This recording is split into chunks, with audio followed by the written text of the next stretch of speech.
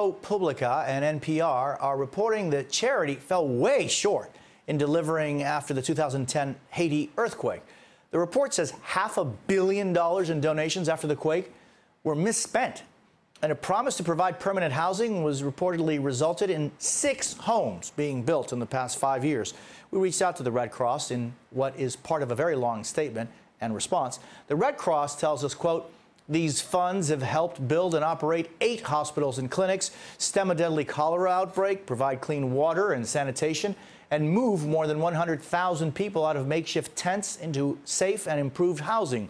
While the pace of progress is never as fast as we would like, Haiti is better off today than it was 5 years ago." The Red Cross is disappointed once again by the lack of balance, context, and accuracy in the most recent reporting by ProPublica and NPR. Joining me now is one of the reporters behind the piece, Justin Elliott of ProPublica. Justin, thanks for being with me. Thank you. So I have to tell you, the statement is just part of more than a dozen pages of statements and fact versus fiction papers from the Red Cross. What's your relationship with the Red Cross while you were researching and writing the story? Yeah, well, we had extensive correspondence with the Red Cross public relations team and incorporated their response into our story. But I think the main thing to know is that our story is based on the Red Cross's own documents, internal documents that we obtained, as well as accounts of people who worked on the program and current employees. And just to give you one example, we obtained and published a memo that was actually written by the head of the Red Cross's Haiti program, in which she says, "We're failing in Haiti. Our cholera program hasn't gotten off the ground." This was in the early days of the cholera outbreak in Haiti, and a whole host of other things, including allegations that Red Cross officials were making disparaging comments about Haitian employees, saying we shouldn't look at Haitian resumes. So again, the story is based on their own documents largely, which we've published, and I encourage people to look at on our site, ProPublica.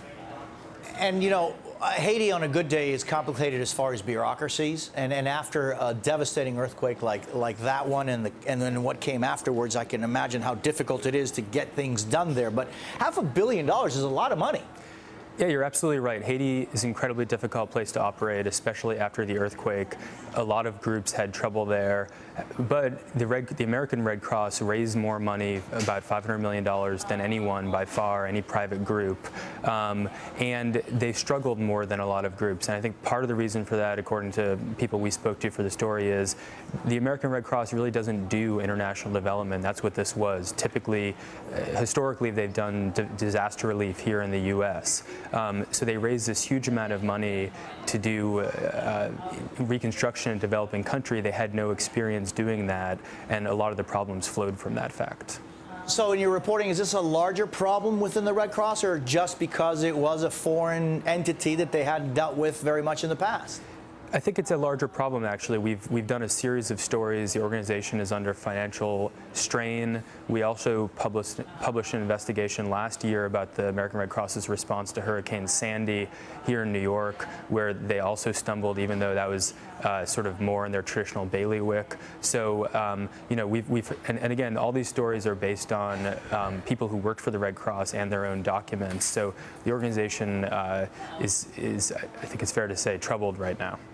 Yeah, I'll tell you, though, I was in Texas for those floods, and the Red Cross was there moments after everything had happened to help out. So it is an interesting report that you're giving us, and certainly, I think, one that we should all look into more. Justin, thank you for being with me. Appreciate it. Thank you.